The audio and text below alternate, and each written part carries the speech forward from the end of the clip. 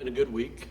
I appreciate the Democratic caucus working the bills, adding amendments to make things better, and preventing the Senate from rubber stamping bills that are not ready.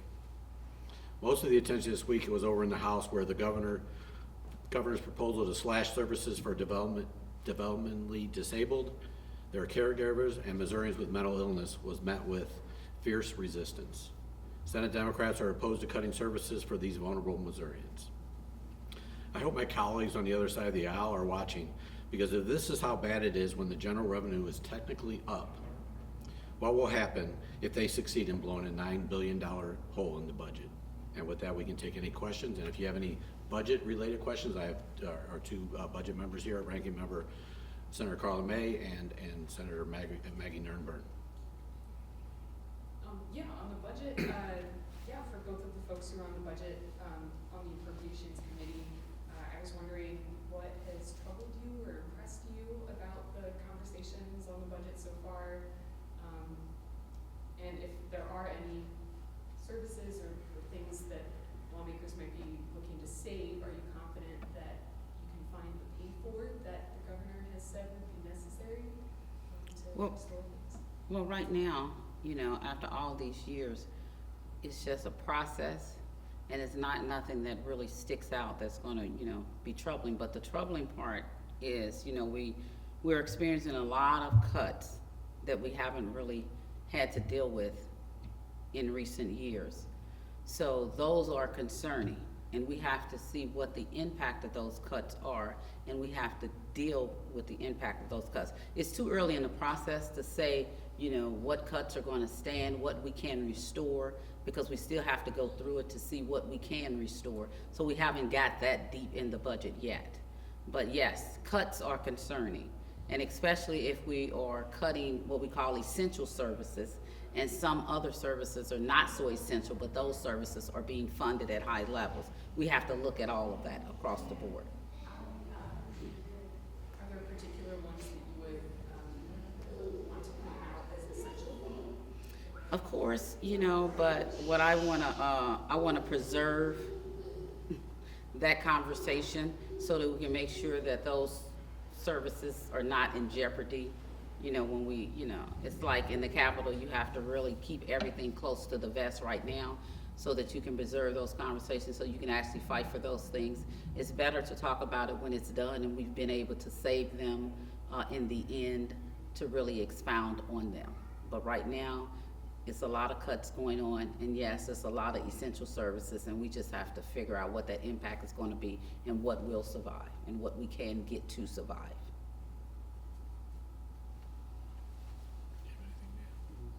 Anything else? Easy peasy, drive safe. That was it. Thank you. Thank you. Can I ask a question about? Answer whatever you want. Okay, the school choice bill, I believe it's gotten out of, Open enrollment. open enrollment. Kind of interested to hear anyone's thoughts Sure. on that, for, against, and, what's the probability that this is actually going to come to fruition this session? Well, first of all, with open enrollment, we really can't have this conversation until we address the foundation formula. And obviously that group is hard at work talking about how we really need to be funding education. And quite frankly, I think if we were to pass an open enrollment bill, it would be putting the cart before the horse.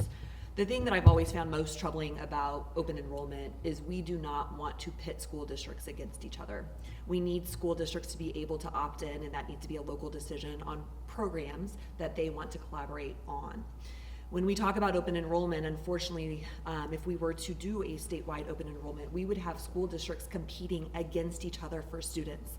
When resources are tighter than ever, the last thing we need are school districts having to spend more of their money on marketing and on recruitment and on overhead versus expenditures going directly into the classroom to impact students' education. So our priority is going to make sure that we continue to prioritize outcomes that are going to improve, or I'm sorry, let me restate that. We want to make sure that we're prioritizing initiatives that truly improve student outcomes. We have yet to see any indicators from any other state across the nation that has passed open enrollment that truly improves student achievement. And that's where we're at on this bill right now. Kind of staying with the school piece, Nisha has come out Sure. on the board, the government appointed board that's being proposed